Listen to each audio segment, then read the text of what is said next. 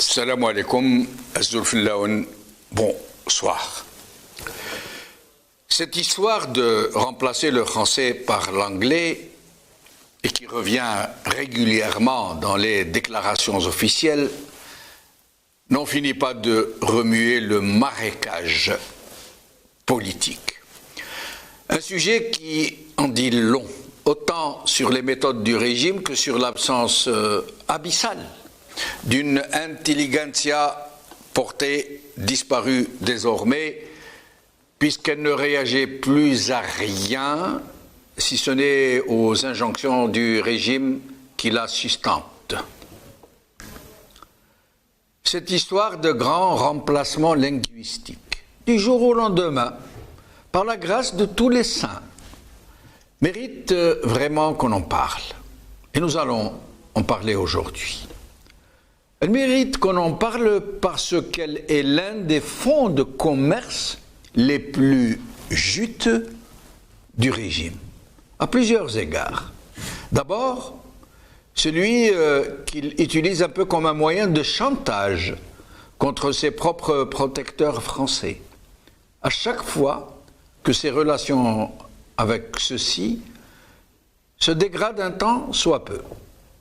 Il sait très bien, ce régime, que la France aussi sait que l'Algérie est sans doute le premier pays francophone au monde, à des niveaux différents, en dehors de la France bien sûr, même si elle ne fait pas partie officiellement de la francophonie, l'Algérie j'entends.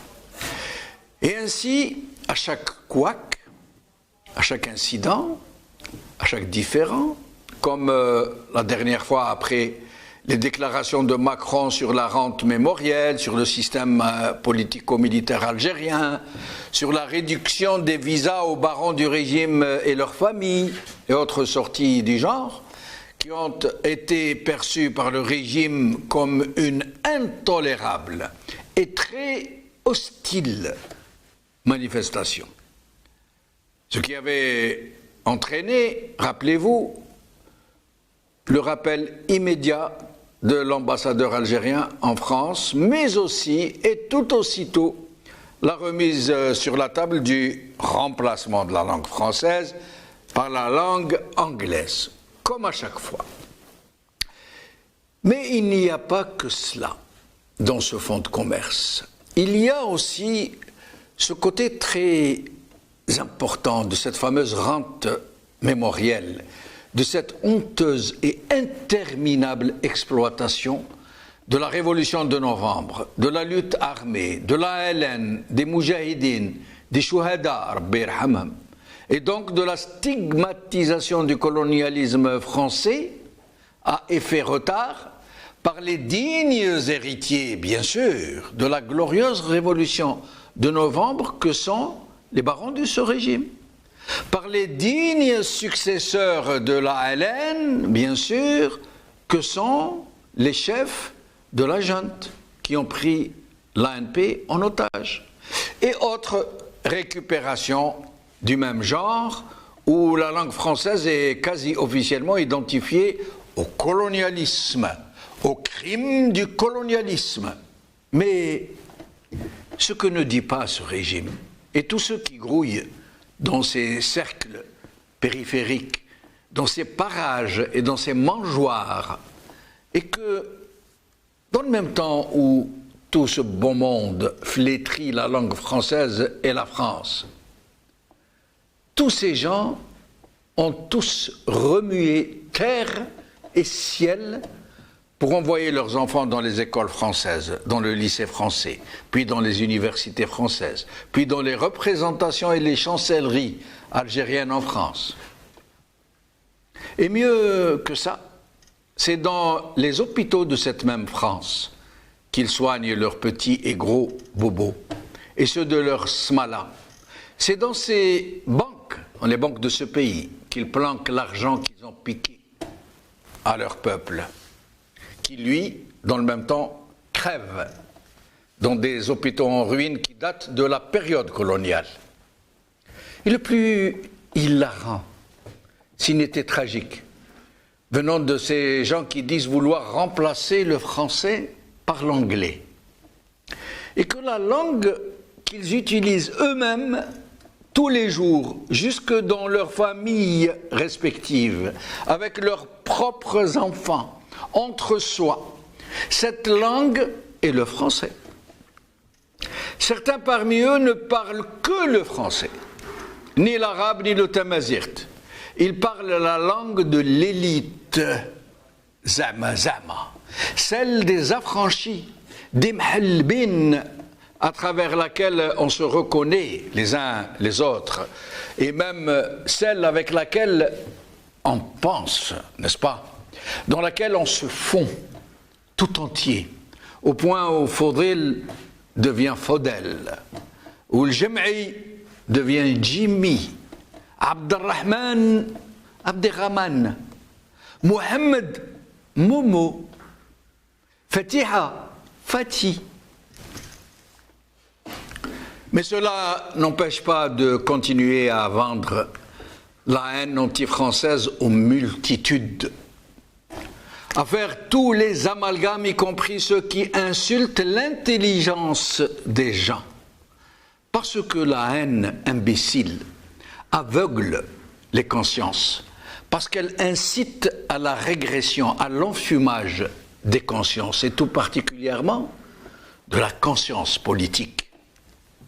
Et le pire est que les relais de ces mêmes régimes, ces pontes et ces soi-disant notables qui sévissent et qui fliquent dans le pays profond, qui reprennent et répandent ce discours de haine anti-français et anti-francophone, sont les premiers à tout faire pour envoyer leurs enfants dans les écoles françaises, ou du moins à dispenser l'enseignement de cette langue à leurs enfants, contre paiement sonnant et trébuchant, en attendant de pouvoir les envoyer faire leurs études en France. Et c'est ainsi que toute une société, qui sait pourtant que le français est devenu une sorte de sésame, la langue véhiculaire des élites et des pseudo-élites, qui est passée du statut de tribu de guerre à clé pour arrivistes et autres parvenus, n'en finit plus d'entrer en transe, voire en hystérie, contre cette même langue française, dans le même temps où, dans le secret des cœurs, nombreux, très nombreux, sont ceux qui ne demanderaient pas mieux que de la faire enseigner à leurs enfants. En attendant que se réalise le coup d'État, le sursaut révolutionnaire culturel du remplacement du français par l'anglais, où une signification subliminale couve sous les cendres de la propagande, où pourrait se produire le remplacement d'une élite franchouillarde par une autre so British. En attendant, les enfants des élites parlent et maîtrisent les deux langues. Ils surnagent au-dessus du marigot, portés à bout de bras par ceux qui font la claque à leurs parents, à leurs cousins, à ceux qui tiennent le pays tout entier. Et pendant qu'ils se disent des choses et d'autres, en français ou en anglais, peu importe, pendant qu'ils refont le pays à leur mesure, pendant qu'ils vivent en secte francophone et peut-être bientôt anglophone, ils laissent les marrons, le kahouyin, comme on dit aujourd'hui, vociférer leur haine des autres, leur haine de l'autre, en commençant par leur haine d'eux-mêmes, puisque, hormis cette mafiocratie qui les broie et les enfume, ils n'ont plus de quelconque repère que l'acrimonie érigée en dogme et peut-être aussi en hymne national.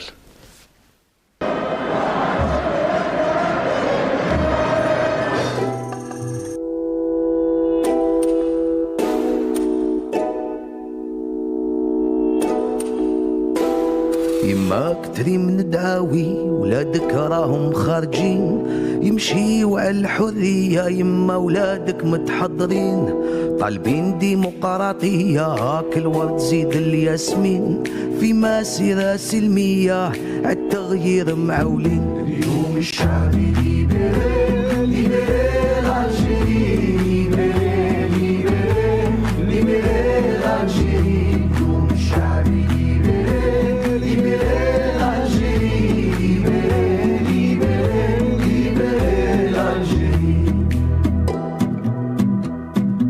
الشعب يلعب 10 والسيستم ما فهموش كوتسيزو يجيبها بارا ويماركي ما تحقروش 10 سنين تدمر 10 والو مازال ما شبعتوش وبربي هاد المرة والو ناضي ما تفوتوش شعبي ليبرال ليبرال الجيري ليبرال ليبرال ليبرال الجيري اليوم الشعبي ليبرال ليبرال الجيري ليبرال ليبرال ليبرال الجيري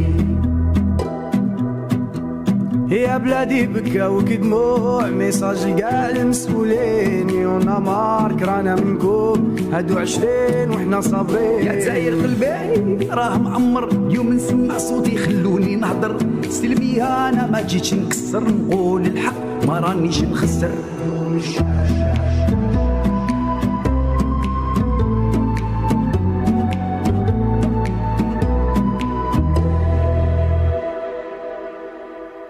حرية فردية حرية جماعية كلنا مواطنين في اختلافنا محترمين لبستو برنص العار بهدلتونا مع الجناس حنايا نموتو في البحر وانتو تداويو في بلادنا Algérie remplacer le français par l'anglais. Et avec nous pour en parler, Karim Tabou, opposant politique depuis Alger. Karim Tabou, merci d'être avec nous. Karim? Est-ce que Karim est avec nous? Karim Tabou? Oui. Allô. Merci d'être avec nous, Karim. Merci d'invitation. Je vous entends très mal, très mal. Merci d'invitation et... Je vous laisse entre les mains de la régie, on va essayer d'arranger ça et je reviens à vous dans une minute. Adel Jabbar, observateur politique depuis le Canada. Adel Jabbar, merci d'être avec nous. Merci beaucoup pour l'invitation, ça me fait plaisir d'être toujours là parmi vous. Un grand salut à Karim Tabou, à notre peuple en Algérie et à l'étranger. Merci beaucoup. J'ai vu dans certains de vos posts sur Facebook que vous saluiez souvent Karim Tabou, justement. Il est avec nous. On salue les grands hommes. Ah, bravo. Merci, Adel Jabbar. Alors, Adel Jabbar, je vais vous demander, Karim Tabou nous a demandé de le libérer un peu tôt, il est un peu souffrant. Donc, nous allons garder une première partie. Puis nous le libérerons et nous continuerons avec vous. Ça veut dire que nous allons quasiment scinder cette émission en deux parties. Karim Tabou, est-ce que vous nous entendez maintenant? Oui, oui. Très bien. Alors, Karim Tabou, sur cette propension du régime à toujours revenir sur ce fonds de commerce, ce véritable fonds de commerce, qui est de changer le français par l'anglais, comme ça, du jour au lendemain, pour les écoles primaires. Et je rappelle qu'il y a dans le pays plus de 20 000 écoles. 20 000 écoles primaires.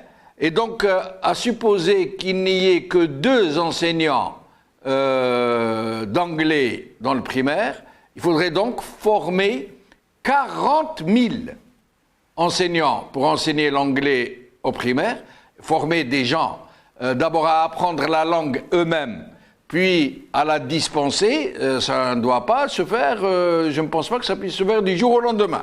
Karim Tabou, alors qu'est-ce que vous pensez de cette histoire qui revient à chaque fois? Merci, toutes mes salutations à Adel et aux téléspectateurs. Poser la question de cette manière-là, je pense, c'est débattre d'une question importante, mais dans la globalité, il relève du détail.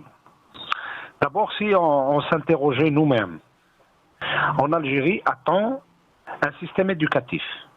Existe-t-il réellement? Et puis, un système éducatif, il est scindé au minimum en 3 parties.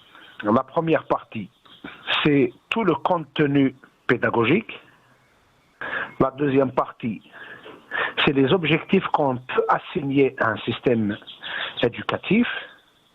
La troisième partie, c'est toutes les méthodologies, les moyens qu'on mobilise pour réaliser cela. On va essayer de poser le débat d'une manière globale pour arriver à ce détail-là.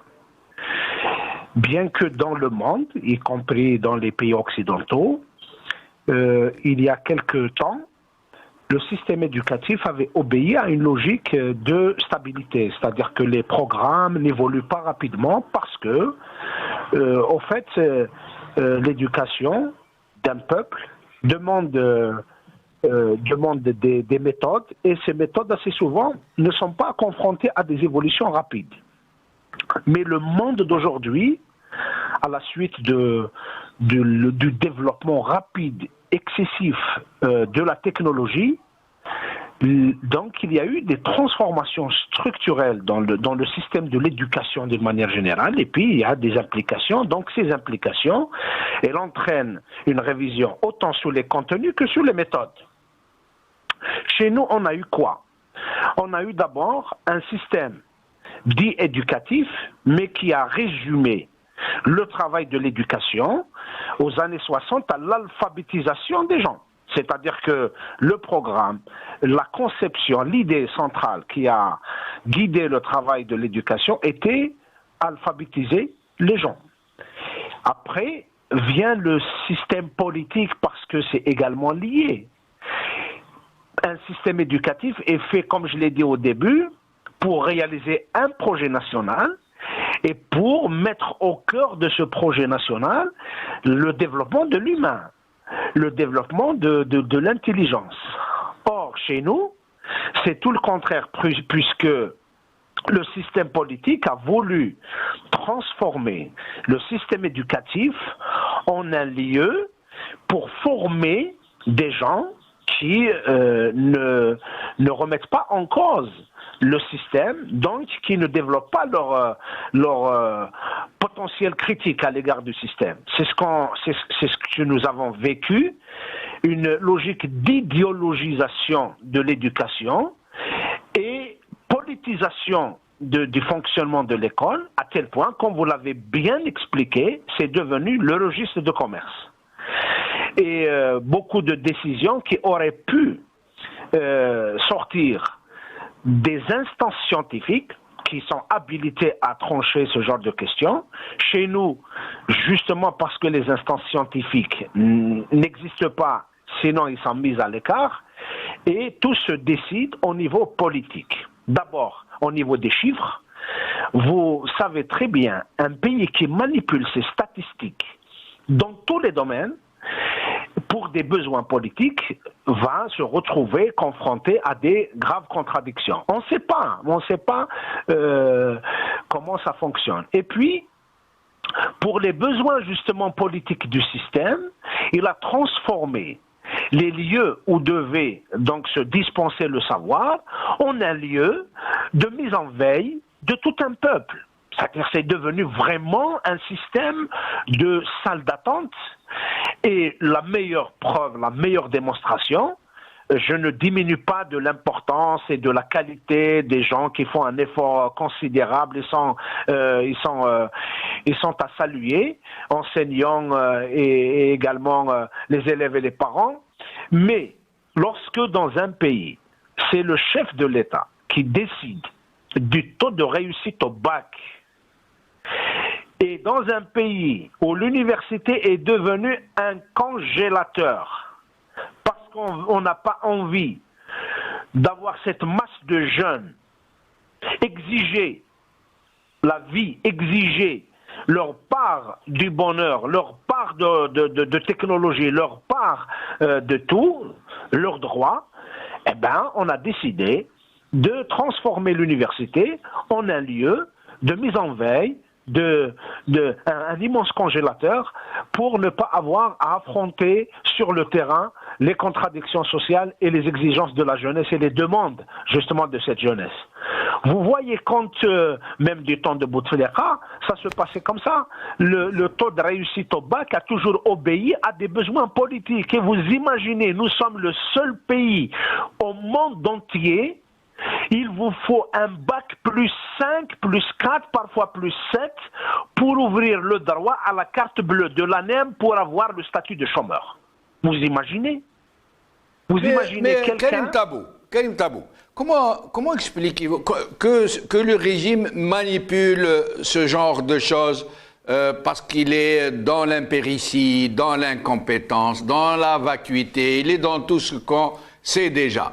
C'est compréhensible. Les perdus fuient en avant. Mais que la société tout entière tombe dans cette logique de déni, de haine contre une langue que le régime utilise comme sienne, y compris au sein de sa propre famille. Que l'on tombe dans cette envie, désir général de changer le français par l'anglais, au prétexte que l'anglais est la langue de la science, de la communication, y compris dans les syndicats d'enseignants eux-mêmes, dans certains syndicats eux-mêmes. Je vais vous faire écouter un président de syndicat, M. Belamri, où il va faire une proposition. Il a dit, il n'y a aucun souci pour trouver les formateurs, les enseignants, il suffit de recycler. Il a utilisé ce terme. Les enseignants de français en enseignants d'anglais. Écoutez-le et je vous rends la parole. بحيث أنها يجب أن تكون بديلا للغة الفرنسية. إذا كان الناس هذو درك راهم يفكروا أنه تكون لغتين في التعليم الابتدائي فهذا يعني يعتبر خطأ جسيم بحيث القدرات الذهنية للتلميذ في مرحلة التعليم الابتدائي لا تسمح بهذا الشيء. أساتذة اللغة الفرنسية الموجودين حاليا بإمكانهم رسكلتهم وتحويلهم إلى أساتذة اللغة الإنجليزية. لأنه لا يمكن الاستغناء عن الأساتذة هذو بطبيعة الحال هم موظفين لكن بإمكانهم أنه يطبقوا هذا المنهاج هذا. Et en plus, Karim Tabou, il contredit la déclaration dernière déclaration de Tabou qui a dit « Je ne pense pas que nous puissions remplacer le français par l'anglais, mais du moins de mettre l'anglais avec le français pour y aller progressivement. » Donc pour lui, il suffit juste de recycler tous les enseignants qui enseignent en français. Karim Tabou. La déclaration plutôt de Tebboune, pas de Tebboune, pardon. Pardon. Mais si Jamal, c'est du déjà entendu, c'est une expérience vécue. Souvenons-nous, lorsqu'il y a eu en grande pompe la décision d'introduire la langue amazigh dans l'enseignement. Il a été, pour des besoins politiques, bien sûr, il faut remettre ça dans son contexte, il a été dit à l'époque que des stages de 15 jours suffisaient pour former des enseignants de la langue amazigh. Par la suite, on a eu une vraie formation de gens qui ont complètement folklorisé cette question parce qu'au fait, le pouvoir ne voulait pas que cette revendication puisse être le parapluie dans lequel se demandait, s'exigeait la démocratie et les droits de l'homme. Je passe sur cette question. Aujourd'hui, également, nous sommes devant la même situation. D'abord, est-ce que nous avons fait une évaluation sérieuse de notre système éducatif?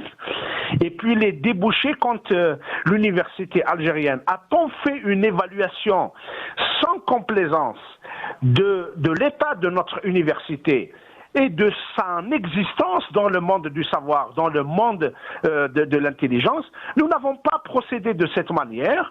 On continue d'exploiter, entre guillemets, la rente mémorielle. On continue d'exploiter les questions relevant de Tamazight et de la langue française. Et on continue de faire des mirages. Parce que, également, ce débat-là anime les quelques milieux qui veulent également participer à dévoyer, à détourner le débat qui a été imposé par le peuple durant le Hirak, à savoir changer le système politique. Parce que si vous prenez tous ces sujets-là, l'état de l'école, l'état de l'hôpital, l'état de l'université, l'état des routes, l'état des partis politiques, l'état des institutions de l'État, vous allez vous apercevoir que la crise, que toutes les filières remontent à la même source de la crise, c'est la nature du pouvoir, c'est le fonctionnement du pouvoir. Et donc aujourd'hui, il y a comme un art consistant à animer les débats. Souvenons-nous, dans les moments du mois de Ramadan, par le passé bien sûr, pas le dernier Ramadan, on nous lance un débat sur l'importation des boissons alcoolisées. Eh ben aujourd'hui, c'est l'histoire du français, de l'anglais contre le français. Et demain, ça va être autre chose. Mais le tout est que le centre manipulatoire de tout cela continue de détourner le regard de l'Algérien pour que toutes ces questions soient traitées d'une manière partielle. Vous allez essayer de trouver des solutions aux problèmes du logement, aux problèmes de la santé, aux problèmes de l'éducation d'une manière séparée l'un de l'autre, vous allez vous perdre. Par contre, si vous avez juste un peu de recul pour comprendre que toutes ces filières-là, que tous ces problèmes-là sont liés à la nature du système, vous allez poser mieux la question. À la fin, je rappelle quand même, et à deux niveaux. D'abord que les enfants de nos dirigeants, dans leur majorité, ils suivent des études dans de prestigieuses écoles à l'étranger, sur le dos de l'économie nationale, du trésor, etc. Et ils sont dans les grandes écoles, et c'est pas pour leurs compétences, mais c'est juste parce que c'est la progéniture des sultans. La deuxième, il y a également une partie de l'élite dont vous parlez, Monsieur Jamal, qui est là, qui est complice avec le régime et qui est autorisé à se créer de petites écoles qu'on appelle chez nous les écoles privées avec de grands intitulés, mais qui, en fait, ce sont des lieux où il y a une classe sociale qui bénéficie d'avantages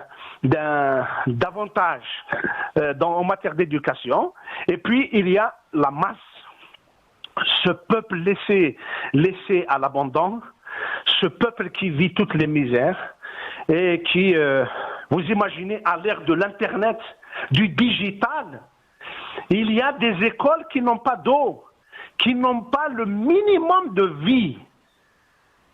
Vous savez, moi, j'habite dans une commune au niveau de la capitale Alger. Ben, si je vous décris l'état des écoles de cette commune depuis le départ de la cité jusqu'à l'arrivée à l'école et à l'intérieur de l'école, vous allez vous dire que Tabou parle de l'Afghanistan ou parle du Cambodge, il ne parle pas de l'Algérie. Karim Tabou, merci infiniment. Je vous libère comme vous nous l'avez demandé. Rabbi Bishfa, prends rétablissement et à bientôt, j'espère.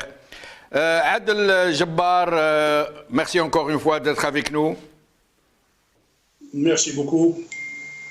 Alors, je vois que Fidèle, le fameux pull, le fameux t-shirt de Adel Jabbar dont tout le monde parle, Madaniya, Machi Askaria. Absolument, on ne change pas. Bravo. Adel Jabbar. Ils enlèveront leur uniforme, on enlève le nôtre aussi. On s'assoit à table et on discute. On leur demande non pas d'enlever leur uniforme, mais de le mettre à l'intérieur de leur caserne plutôt. Exactement. Adel Jabbar, dans ce pays où ce régime, je vais vous donner un exemple. Comme l'a dit Karim Tabou, il n'y a quasiment pas de statistiques. Il n'y a, au point où au début, ils ne voulaient pas avoir de statistiques pour que rien ne se sache sur la réalité de la situation. Tout était secret. Comme par exemple statistiques sur les prises en charge des soins à l'étranger, statistiques sur le vrai nombre des anciens moujahidines et en droit, Donc des statistiques quasi secrètes. Et puis ça s'est amplifié à tout le reste et il y a quasiment plus de statistiques sérieuses, sauf pour les initiés. Mais dans ce pays, avec ce régime qui n'a pas fait de recensement général de la population et de l'habitat depuis 2008. Ça fait 14 ans que chaque année, il nous promet de faire le recensement pour l'année prochaine. Il ne sait même pas combien il y a d'Algériens dans ce pays. Il ne sait rien. Il n'y a pas de RGPH depuis 2008. Ils ne savent rien de l'école, qui est classée, rappelons-le, parmi les dernières du monde, comme l'université algérienne, qui est classée parmi les dernières du monde. Mais il arrive là, et le français, la langue française, qui est réellement un tribut de guerre, qui est réellement un plus. C'est bien de pouvoir parler une langue en plus à un tel niveau. La plupart des Algériens parlent ou comprennent le français, à des niveaux de compréhension divers. Il arrive et comme il a attisé la haine anti-française, la haine anti-francophonie, alors que lui, il ne s'en prive pas, il lance donc comme ça une opération, il dit l'année prochaine. Ça veut dire à partir de l'année prochaine. Il ne va pas remplacer le français par l'anglais, mais faire en sorte que toutes les écoles primaires puissent dispenser des cours d'anglais à partir, je crois, de la troisième année, il me semble. Alors, dans des écoles, 20 000 écoles, 20 000. Ça veut dire qu'il leur faut à peu près 40 000 enseignants. Comment pourriez-vous évaluer cette situation et nous dire ce que vous en pensez, Adel Jabbar? Bon, d'abord, la première des choses à faire, donc le premier geste de salubrité publique, c'est de ne jamais écouter ce type-là. Il est là, il déblatère, il est et donc il débite, il dit n'importe quoi. Moi, je vais peut-être synthétiser tout ça pour vous dire que Hadou, qui nous disent que le français est un butin de guerre, à force de le dire et de le répéter, ils sont devenus eux-mêmes le butin de la France. Parce qu'on est en train de leur tirer les oreilles à partir de la métropole pour exécuter ce qu'ils sont en train de faire. Moi, je lance un appel, avant de répondre à la question, parce que c'est difficile de passer après un homme comme Karim Tabou dans le métier et l'enseignement et aller faire du développement. Je pourrais en parler aussi pendant 10 heures, pour ne jamais en terminer, mais je lance un appel aux gens qui ont ramené ce monsieur-là. Donc les généraux, l'Ijabou, on sait que celui qui l'a ramené avait le niveau de cours élémentaire 2, donc la 4e année primaire. Hadou, est-ce que ما يقولوش ما يحشموش على رواحهم ما يقولوش راهو بخس بينا راهو رخصنا راهو طيح لنا قدرنا et avec ça on le bombarde du titre de ministre de la Défense, chef suprême des forces armées. Moi si j'avais un chef comme ça, je n'exécuterais jamais ses ordres.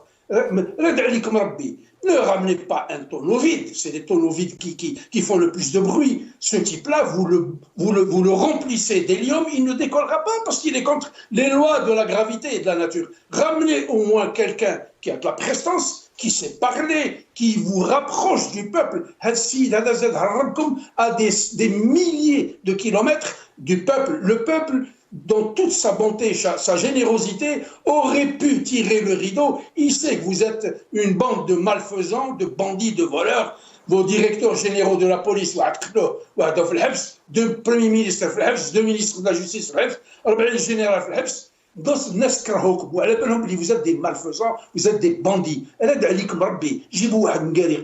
Qui a de la prestance. Et puis, qui est capable de développer des choses que vous rapprochez du peuple. Vous ne savez pas le faire. Adel Jabbar, pardon. Adel Jabbar, est-ce que vous m'entendez? Adel Jabbar? Je vous entends, oui. Adel Jabbar, Karim Tebboune, Abdelmajid Tebboune, il a fait l'école nationale d'administration, hein, il a eu son bac, il a fait l'école nationale d'administration et il a occupé des postes depuis sous-préfet jusqu'à Premier ministre pendant 50 ans. 50 سنة, un demi-siècle. Abdelmajid Tebboune a fait l'école nationale d'administration des années 70, quand c'était encore l'école nationale d'administration. Mais depuis le temps, qu'a-t-il fait? A-t-il évolué? A-t-il eu d'autres expériences de gestion, de travail, de production, de recherche? en dehors du parti unique, qui fait du nivellement par et vers le bas. Ce monsieur-là est monté pas par expérience, mais par ancienneté. C'est-à-dire il s'est fossilisé dans la bureaucratie algérienne, et puis quelqu'un est parti le chercher de son trou pour l'introniser à la tête de l'Algérie. Donc, un grand philosophe français disait en substance que la science sans la conscience est la ruine de l'âme. Ce monsieur n'a absolument aucune conscience. C'est pour ça que nous sommes très malheureux aujourd'hui de nous sentir مرزيين. هذا السيد هذا طيح قدر الجزائر وطيح قدر الشعب تاع الجزائر وطيح قدر الجنرالات اللي جابوه. رد عليكم ربي يجيبوا واحد اخر وما يعرف يهضر خير، يعرف يهضر كيما خير منه. Ce monsieur-là, quand il s'adresse aux présidents ou aux représentants des pays étrangers, parle-t-il en arabe? Je ne l'ai jamais entendu parler en arabe. Blinken, il était en train de débiter son discours creux et décousu pendant 1h30 en français. Heureusement que le secrétaire d'État américain comprend le français. Lyon, il nous tire un lapin de son chapeau, on va remplacer l'anglais remplacer l'anglais par le français. Vous savez que depuis l'avènement de l'arabisation, tous azimuts à la hussarde, qu'est-ce qui s'est produit en Algérie? On a formé, comme disent les Algériens eux-mêmes, on a sinistré une école, on a sinistré des collèges, on a sinistré une université qui forme aujourd'hui des analphabètes bilingues ou trilingues, si je rajouterai le tamazir. Sous le régime de ces gens-là, les Algériens vont parler le braille, le langage des sourds-muets, parce que le tamazir. Et ces gens-là ne nous donnent pas le bon exemple pour nous dire nous allons faire ceci ou cela. Moi, je me suis amusé la dernière fois pour détendre un peu l'atmosphère à prendre l'âge des 3 fossiles que nous avons. Le gars du Sénat, le Ben Ali, Tebboune et Chengriha, j'ai cumulé un âge de 376 ans pour les 4. Ça veut dire qu'eux font à peu près 2 classes de 28 élèves. De 28 élèves, c'est-à-dire, ils font 2 classes. Adel Jabbar, comment expliquez-vous, Adel Jabbar, que ce régime réussisse ainsi et avec un tel succès à faire passer sa propagande? Je m'explique. Je vais vous donner 2 exemples très simples. Avec Tamazirt était une aspiration nationale d'Algériens qui voulaient que leur langue matricielle, la langue de leurs ancêtres, soit ait la place qu'elle mérite. Ça veut dire une place de langue nationale. Mais tout le monde savait que la langue n'était pas au point, qu'il fallait l'uniformiser pour que toute la population puisse la comprendre, qu'il fallait s'entendre sur l'alphabet dans lequel elle devait être écrite, qu'elle devait être développée par une académie, dotée de ce qui lui manque, avant de l'officialiser et de l'institutionnaliser. Or, ce régime a décidé, comme ça, pour faire taire les gens, il leur a dit « Ah bon, vous voulez qu'elle soit nationale? Alors non seulement elle va être nationale, mais elle va être officielle aussi. » Et il leur a vendu le paquet cadeau, et ça fait taire tout le monde. Alors qu'en fait, c'est une véritable catastrophe. Elle n'est, en fait, dans la réalité des choses, elle n'est ni nationale, ni officielle. Aucun document officiel n'y a recours. Elle n'est pas nationale, elle n'est même pas enseignée à tous les élèves qui sont dans les écoles. De l'autre côté, il en a été de même pour la langue française. Alors que lui, ce régime, utilise cette langue française, y compris chez lui, à la maison, avec ses enfants, au point où c'est la langue de travail véritable dans l'administration algérienne, la justice, hormis la justice. Et là aussi, les gens sont tombés dans le panneau, beaucoup de gens du moins, qui sont en train de crier « Oui, c'est la langue de l'ennemi, la langue du colonialisme, la langue de criminels, il faut la remplacer par l'anglais, la langue de la science, de la communication. » Comment expliquez-vous que ce régime ait ainsi réussi à berner tout le monde? Ou presque il a tout le monde. à ne rien faire, comme je le disais la dernière fois. ce régime, dans sa petite tête d'oiseau, il pensait qu'il avait arrêté le Hirak avec sa contre-révolution. Il pense avoir réussi, mais sa contre-révolution est un échec total. Parce que quand vous réussissez quelque chose, vous commencez à mettre les bases d'un développement, d'une organisation, d'un essor économique, politique, social. Quand il fait ces gens-là, quand il réussit, rien. La seule chose qui fonctionne chez eux, parce que leur tête est formatée par une caserne. D'ailleurs, je reviens sur ce syndicaliste-là qui a dit les formateurs. Oui, ils vont formater les enseignants. On ne forme pas un enseignant comme ça. Donc, les gens, il ne fait que faire des effets d'annonce. Les débats de société sont des débats d'experts. Moi, je me rappelle, en 2008, ici, il y avait un énorme débat sur les accommodements raisonnables. Ce n'est pas les politiciens qui ont pris en charge et en main ce dossier. Ce sont des universitaires de niveau mondial, un historien et un sociologue, pour savoir ce qui se passait dans la société ici, avec l'intégration de l'immigration, avec les minorités ethniques, etc. Vous savez une chose, الجزائر مع هذا ومع صحابه سي الجزائر نتاع الكاس يدور رانا في محشيشه مع السيد هذايا. Justement, Adel Jabbar, pardon Adel Jabbar, pardon. Puisque Mahchacha ou le Kassidor, je vais vous faire écouter M. Tebboune et je vous rends la parole. Pardon de vous avoir interrompu. M. Tebboune. ماهاش السيد يمشي باش ياخذ حقه في شباك من شبابيك الإدارية بلدية ولا ولاية ولا كذا، ومجرد ما يلح في الطلب الآخر يقول له روح، يعني يتزايدوا في الكلام، بعد يقول له روح شكيل تبون. هاد التصرفات هذه اللي تعمر الأحباس ويقول لك حرية التعبير. هاد التصرفات هذه مؤخرا طائرة ماشية من وهران الجنوب 100 مقعد فارغ، شباب كانوا باش يركبوا تزايدوا في الكلام، قال لهم بلا استغفر الله بلا ربي ما يركب واحد، ومشى الطياره نصها فارغ. Adel Jabbar. Là, c'est lamentable. C'est vraiment lamentable que la pauvre Algérie au XXIe siècle, à l'ère du numérique, de l'intelligence artificielle, de la conquête de l'espace, on puisse avoir une tête d'épingle comme ça à la tête d'un énorme pays qui aurait pu, si son destin était entre les mains de gens patriotes, compétents, savants, il va jouer parmi les ligues majeures. Il fera partie du G20 en moins de 20 ans. Avec ces gens-là, nous sommes au Moyen-Âge. Je continue ce que je disais tout à l'heure à propos des langues, et je reviens à ce monsieur-là, il me rappelle Sillal. Alors, une nouvelle terminaison, ou là, un nouveau mot, il dit Shababik, le pluriel de Shibek, comme Sillal, il nous disait Faqaqir, le pluriel de Faqir, ou la Fougara, etc.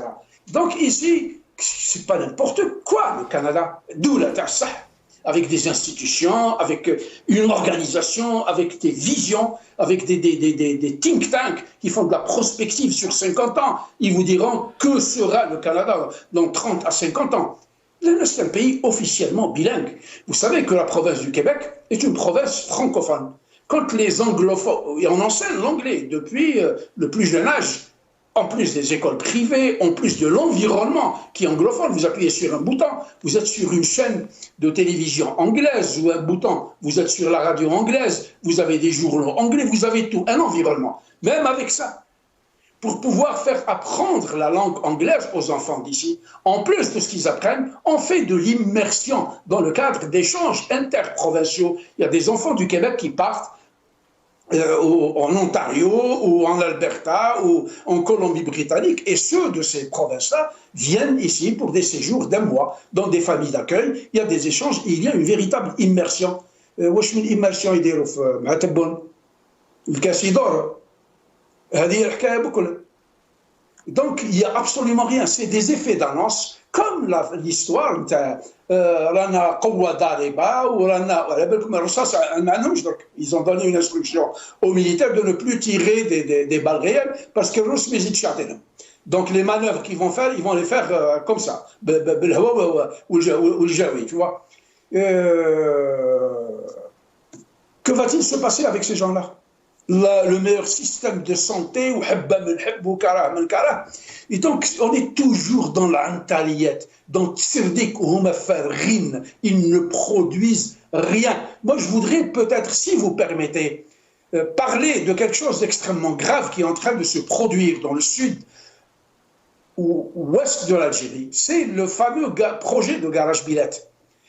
On est en train de nous annoncer à grande pompe qu'ils vont l'exploiter, qu'ils ont contracté avec un consortium de Chinois, etc. Vous imaginez une mine de fer qui existe depuis 1952. Elle a été découverte en 1952, ça fait 70 ans qu'elle dort, elle n'a pas été exploitée. Elle va être exploitée aujourd'hui. Pourquoi? Ce n'est pas parce qu'elle va rentrer de l'argent à l'Algérie, même si la mentalité de ces rentiers-là est uniquement captés par le sous-sol. C'est les champions de la rente, ils sont là en train de pomper toutes les richesses qu'il y a dans le sous-sol, ils ne transforment rien. Ils ne vont créer aucune valeur ajoutée, ils vont créer aucune richesse. Donc, le minerai, le port le plus proche de Garage Villette est à 1600 km, c'est à Oran. Vous savez ce que c'est qu'un train? Moi, j'ai été en Mauritanie, à Zouérat, et j'ai vu le train le plus long du monde. C'est le train Zouérat-Nouakchott qui ramène le minerai de fer qu'exploite la SFIM, une société française. Vous imaginez un train qui part de Garage Billette pour arriver à Oran, 1600 km à partir de Tindouf, avec 150, 200 wagons, il va mettre 3-4 jours pour arriver à Oran parce que, avec la pesanteur qu'il y a, avec le poids qu'il y a au niveau des wagons, ça prend 2-3 locomotives à une vitesse de 25-30 km, pas plus. Comment vont-ils exploiter ce minerai alors que l'idéal, si nous n'étions pas dans une région gérée par des sous-développés, des incultes et des attardés mentaux de part et d'autre, Garage Billette aurait pu être un centre industriel où il y a de la richesse qui se crée, où il y a des populations qui s'installent, où il y a des industries et du tourisme qui se développent et on exploite cette mine-là avec les Marocains, avec les Sahraouis, avec les Mauritaniens, etc. pour créer de la richesse. L'Atlantique est à 300 km à vol d'oiseau. Au lieu de s'entêter comme ça et de venir ramener du minerai de fer à 1800 km. Imaginez un train qui met 4-5 jours, ça leur prend 2 rails, un aller et un retour. Et vont-ils exploiter ce minerai? Ont-ils des industries sidérurgiques, mis à part l'Hajjar ou la Garage Billette ou la petite sidérurgie qui a été faite par les Émiratis à l'ouest? Non, rien. Ils vont le vendre à l'État, comme ils sont en train de vendre en l'État nos hydrocarbures. C'est des rentiers, ils ne savent pas travailler, ces gens-là. Ces gens sont un véritable danger pour l'Algérie. Pourquoi ont-ils fait ça? Je vais vous le dire, moi. Ils vont nous créer des problèmes énormes au niveau de l'arbitrage international, parce qu'ils oublient qu'ils ont une convention signée en 1972 avec les Marocains, elle est toujours valide et d'actualité. Les Marocains attendront, comme ils ont attendu le gazotype, je ne sais pas combien il a coûté, 1 ou 2 milliards, ils sont en train de le s'offrir gratuitement sur le dos d'Al Jazeera.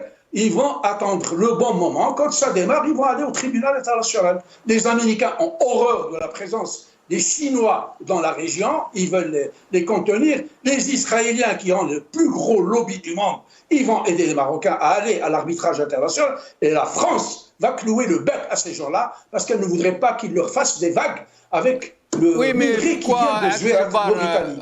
Donc, même si ce n'est pas le sujet d'aujourd'hui, pourquoi les Marocains solliciteraient-ils un arbitrage? L'Algérie fait ce qu'elle veut avec ses richesses, qu'elle les envoie à 1600 km ou 2000, elle n'est pas obligée de le faire passer par le chemin le plus court. Ce sont des richesses qui sont dans le sol algérien, dans le sous-sol algérien. Est-ce que vous m'entendez? Oui, oui, on vous entend. Je vous dis, les chemins du bon Dieu sont toujours pavés de bonnes intentions. Ces gens-là, ils gèrent l'économie nationale comme ils gèrent la santé, comme ils gèrent tout. Toute l'Algérie, comme ils géreraient une caserne. Hugues, j'ai dit, ils décident et puis c'est fini. Est-ce qu'il y a eu une étude de faisabilité? Il y a eu des experts qui se sont réunis pour aller chercher les outputs de ce lourd investissement et quelles seront les conséquences et les retombées économiques de ce minerai sur l'Algérie. Si les Français qui ont découvert ce minerai en 1952 n'ont rien fait, nous ne sommes pas plus forts ou plus intelligents, plus experts. La meilleure preuve, c'est que depuis 1962, à date, ça fait 6 sna, ce garage Billet, moi j'ai été là-bas quand j'étais dans la région en 75. C'est Jbel, il n'y a rien. Il n'y a absolument rien. Maintenant, je réponds à votre question.